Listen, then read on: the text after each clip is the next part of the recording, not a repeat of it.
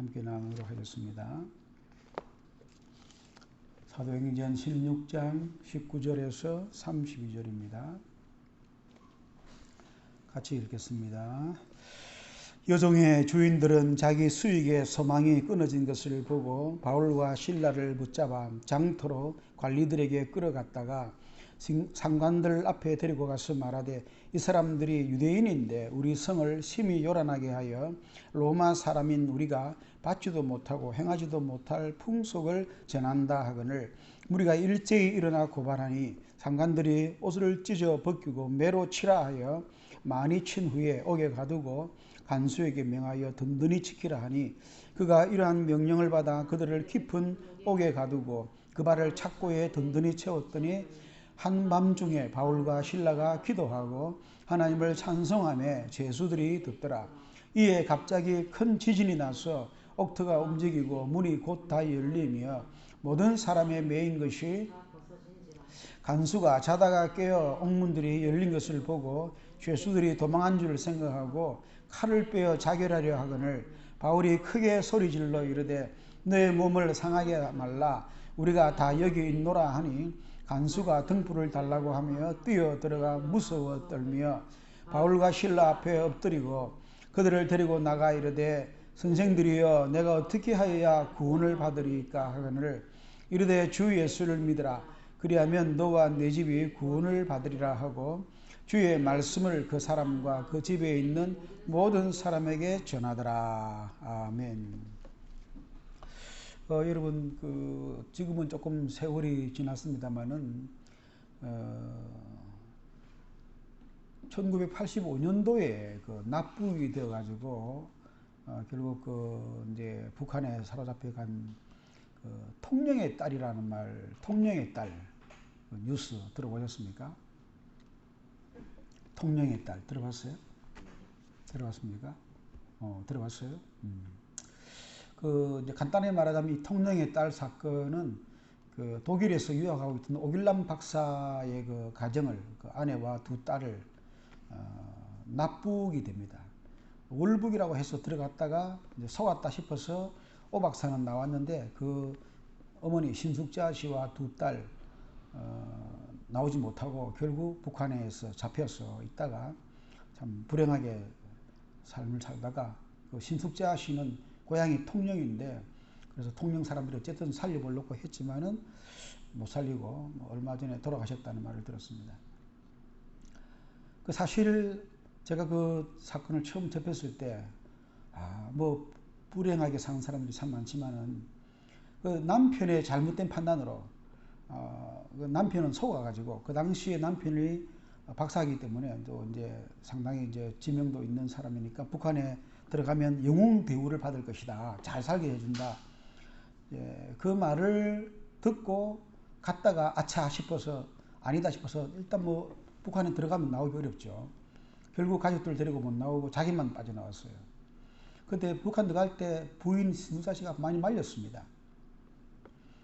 아닌 것 같다라고 그랬는데 결국은 고집을 피우다가 들어가서 자기만 나오고 그 부인 신숙자 씨와 두 딸, 그 불쌍한 참 그 어린 두 딸이 그래서 남편이 다시 이제 탈출을 해놓으니까 그 가정 완전히 이제 불온 완전히 그 반동분자 가정이 되는 거죠.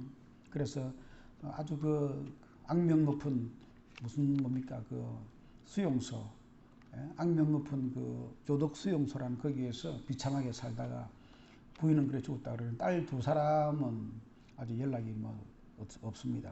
소식이 없는데 제가 그 이야기를 들었을 때 너무 기가 막히고 좀 안타까워서 저절로 간절한 기도가 나왔던 그 석방을 위해서 기도했던 그런 기억이 있습니다. 너무도 억울하게 남편 때문에 사실은 그래 됐죠. 남편이 책임이 크죠. 나중에 그냥 참 그런 일이 있었는데 그 딸들도 얼마나 불쌍합니까? 참 그 비참하게 요독 강제 수용소였어요. 그 수용소의 삶은요 인간이라 할 수 없는 그런 삶인데 그런 상황 속에서 사람이 행복하게 살 수 있을까요? 사람이 태어났으면 행복하게 살아야 되는데 과연 그런 상황 속에서도 행복하게 살 수 있을까? 어떻게 생각하세요? 그런 의문이 들었습니다.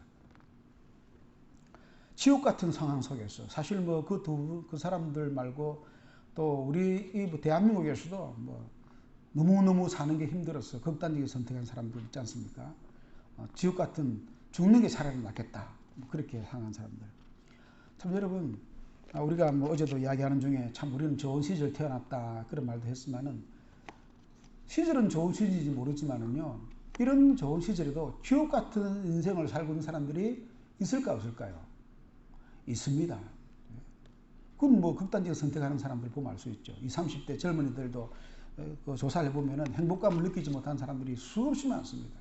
불행하다는 거예요. 잘못된 시대를 만났다는 거예요. 잘못된 환경과 집안과 부모 잘못 만나가지고 이래 됐다 하는 그런 비관적인 사람들이 의외로 많습니다. 좋습니다. 뭐 자기들 그렇게 생각한다면.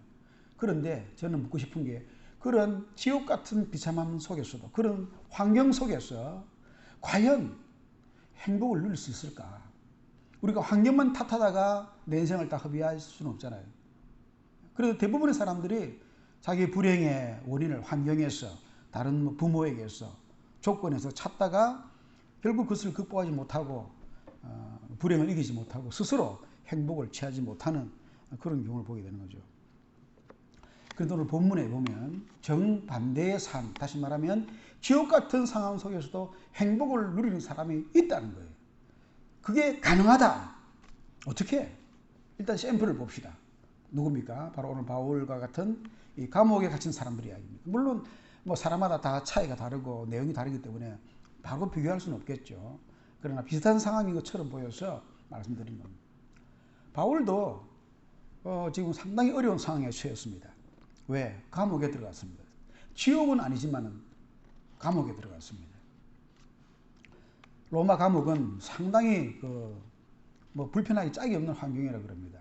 지하에 있고 습하고 뭐 엄청나게 고통이 많은 곳이죠. 그런데 어떻게 죄를 지어 들어갔느냐? 아니에요. 오길란 박사의 부인 신숙자 씨와 그 두 딸들처럼 너무 억울하게 그냥 남편의 잘못된 판단으로 인해서 들어가게 된 거예요. 그러면서도 남편은 빠져나가고 자기들만 남은 겁니다. 얼마나 화가 났으면 나중에 이 신숙자 씨가 남편의 뺨을 쳤다 그래요. 판단 그렇게 해가지고 우리를 이렇게 비참하게 만드느냐. 그러나 이미 늦어버린 거예요. 나와서 아무리 자기가 외부에서 구명운동을 펼쳐도 구해낼 수가 없는 겁니다. 여러분, 인간은 원치 않는 불행, 자기가 전혀 생각지도 않았던 불행을 만날 때가 있습니다. 오늘 바울도 설마 이렇게 복음 전하다가 감옥에까지 갈 줄은 미처 예상을 못했겠죠. 만약에 사람에게 이런 일이 일어나면, 저와 여러분이 일어나면은 멘탈이 약한 사람들은 뭐 와르르 무너질 거예요.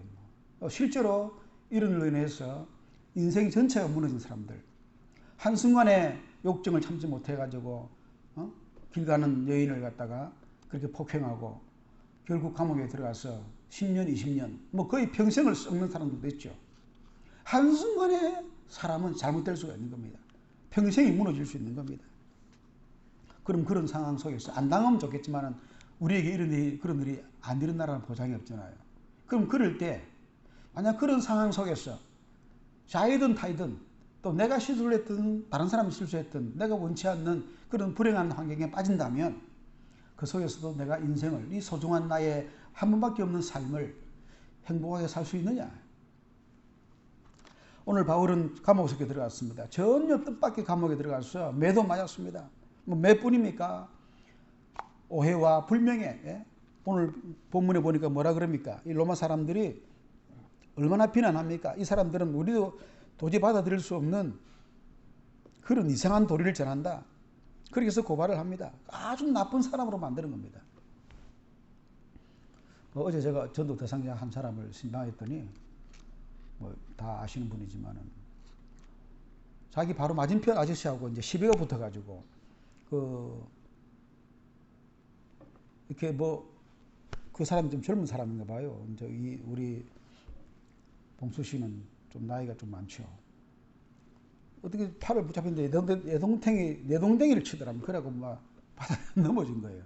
고관절을 다쳤다 그러고 막 그러는데 자기는 이 고관절 넘어져가고 다친 것보다도 젊은 사람한테 그래 당한 것도 분하지만은 자기가 지금 4년째 5년째 살고 있는 집 앞에서 그런 당한 거예요. 지나가는 사람들이 보고 뭐라 했겠느냐.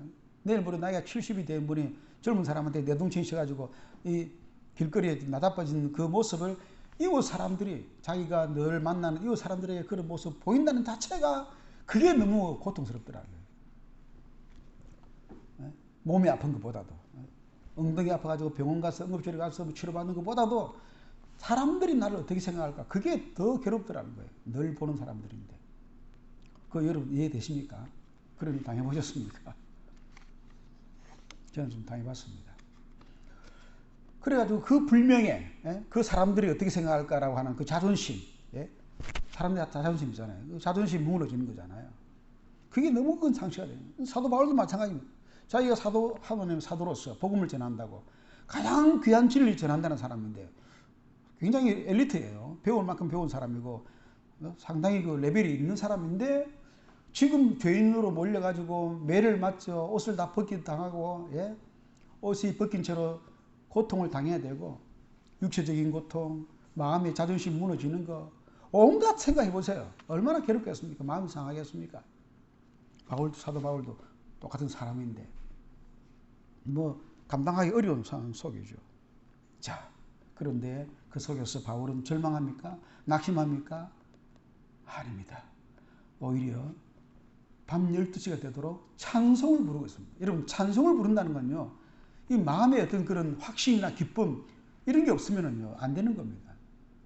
행복했다는, 바울은 상상외로 지금 그 감옥 속에서, 그 고통 속에서, 그 자존심이 무너지는 그 불명예스러운 상황 가운데서도 지금 바울은 행복을 노래하고 있습니다. 기쁨을 노래하고 있습니다. 여러분, 지옥은 아니지만 감옥 같은 상황 속에서도 행복을 누릴 수가 있습니다. 있습니다. 바울이 그걸 보여줍니다. 그럼 어떻게 그게 가능하냐? 앞에 말씀드린 신숙자씨를 위해서 제가 기도하면서 그런 기도를 해봤습니다. 하나님, 저 억울하게 북한에 끌려가서 온갖 고초를 당할 저 사람들, 저 어린 두 딸 너무너무 불쌍합니다. 저들이 그런데 그 북한에서 하나님을 만난다면, 저들이 예수님을 만난다면 바울처럼 지옥 같은 상황 속에서도 천국을 누릴 수 있지 않겠습니까? 행복을 누릴 수 있지 않겠습니까? 인간으로는 도저히 계산이 안 되지만, 사람으로서는 그럴 수가 없지만, 성경은, 복음은 얼마든지 가능하니 감옥 속에서 행복을 노래하던 바울처럼 우리 통영의 딸들에게도 그런 은혜를 베풀어 주옵소서. 그런 기도를 드린 적이 있어요. 지금 저는 개인적으로 아는 수도 없고 생사도 모릅니다. 진수자 씨는 죽었다 그래요. 여러분, 행복의 비결, 감옥에서 찬송할 수 있는 행복의 비결, 지옥 같은 상황 속에서도 노래할 수 있는, 찬송할 수 있는 그 비결은 뭡니까? 믿음입니다. 믿음입니다. 예수 그리스도를 믿는 믿음이 강하게 만들어주는 거예요. 그 믿음 속에는 또 뭐가 있습니까? 천국에 대한 소망이 있습니다. 하나님 나라에 대한 소망이 있습니다. 이 땅에서는 내가 온갖 고초를 당하고 억울한 일을 당해도 하나님이 나를 사랑하시고 하나님이 나를 위해서 예비해 놓으신 그 영원한 눈물도 고통도 없는 그 나라를 내가 바라보며 살아가는. 그래서 우리나라도 일제시대 때는 이 천국 노래를 많이 불렀습니다. 이 땅에 소망이 없으니까, 이 땅이 너무 힘드니까, 사는 게 너무 힘드니까 기댈 때라고는 천국밖에 없는 거예요. 하나님밖에 없는 거예요. 여러분, 천국이 그래서 너무너무 중요합니다. 얼마나 감사한지. 누가 보면은 부자와 나사로의 비유가 나옵니다. 나사로는 거지였습니다. 이 땅에서는 거지로 살았던 사람이에요. 그러나 그 이름 나사로, 하나님을 경외하는 사람이에요. 부자는 뭡니까? 돈만 믿었던 사람이에요. 이 땅에서 마음껏 떵떵거리고 집을 수십 채 해가지고 쌓을 것이 없도록 쌓아놓고 자는 사람이었습니다. 그러나 그게 끝이었습니까? 천만의 말씀입니다. 부자도 죽고 나사로도 죽었습니다. 얼마 못 살고 100년도 못 살고 죽었을 거예요. 세월 금방 갑니다, 여러분. 시간 금방 갑니다. 문제는 죽은 뒤에 운명이 어떻게 달라졌느냐. 나사로는 아브라함의 품에 안겼습니다. 천국에 들어간 겁니다. 힘들어도 하나님의 나라에 대한 소망을 갖고 있어요. 그러나 부자는 정반대로 지옥에 떨어졌습니다. 음부에 떨어졌다 그랬습니다. 사랑하는 여러분, 이 땅이 힘들어도, 여러분 주위의 상황이 아무리 어려워도, 아무리 지옥 같아도 우리 마음속에 천국이 들어오면 기쁘게 살 수 있습니다. 그 바로 믿음이에요. 믿음의 능력입니다. 예수 그리스도를 믿는 믿음이 우리를 그렇게 행복으로 이끌어주는 겁니다. 거기는 소망이 있고 영생이 있기 때문입니다. 무엇보다도 하나님이 함께 해주시는 임마누엘 동행이 있습니다. 지옥이라도 깊은 감옥 속에도 하나님이 함께 하시면 그곳은 천국이 됩니다. 천국과 지옥의 차이가 뭡니까? 지옥은 하나님이 없는 곳입니다. 천국은 하나님이 계신 곳입니다. 고통의 문제가 아닙니다. 하나님의 문제입니다. 하나님의 임재가 어디에 있느냐? 내가 아무리 가난하고 아무리 힘들고 아무리 고통스러워도 하나님이 내 삶 속에 함께 하시고 하나님이 나와 함께 해주시면 그곳은 언제든지 천국이 될 수가 있고 찬송을 부를 수가 있게 되는 것입니다. 이 복음의 능력을 믿으시고 승리하시기를, 행복하게 사시기를, 지옥 같은 상황이 적용된다 할지라도 행복하게 사시기를 주의 이름으로 축복합니다. 우리 한번 기도하겠습니다. 오늘 말씀을 생각하면서 다시 한번 기도합시다. 하나님, 천국과 지옥, 행복과 불행은 상황이 결정하는 게 아닙니다. 환경이 결정해 주는 게 아닙니다. 내 마음이, 내 심령이 결정합니다. 내 심령에 예수가 있고 내 심령에 믿음이 있고 내 심령에 하나님이 계시면 어떤 것도 지옥도 내 천국을 막을 수가 없습니다. 감옥도 우리의 노래를 막을 수가 없습니다.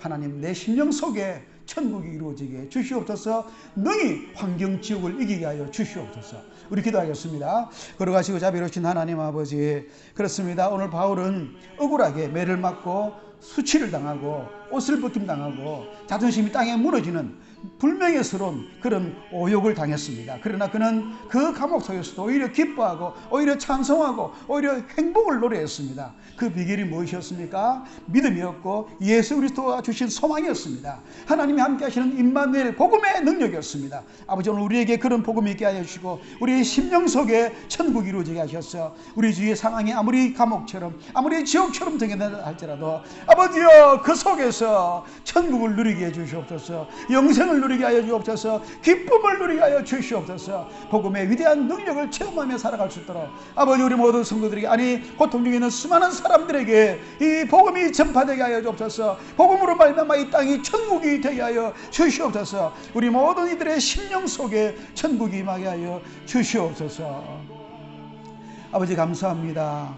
환경 지옥도 심령 천국을 이길 수가 없다는 것을 오늘 말씀을 통해 다시 한번 확인합니다. 아버지, 천국이 지옥을 이기게 하여 주시옵소서. 예수님의 이름으로 기도하옵나이다. 아멘. 우리 다 일어서서 기도송 드리고 축도를 마치겠습니다.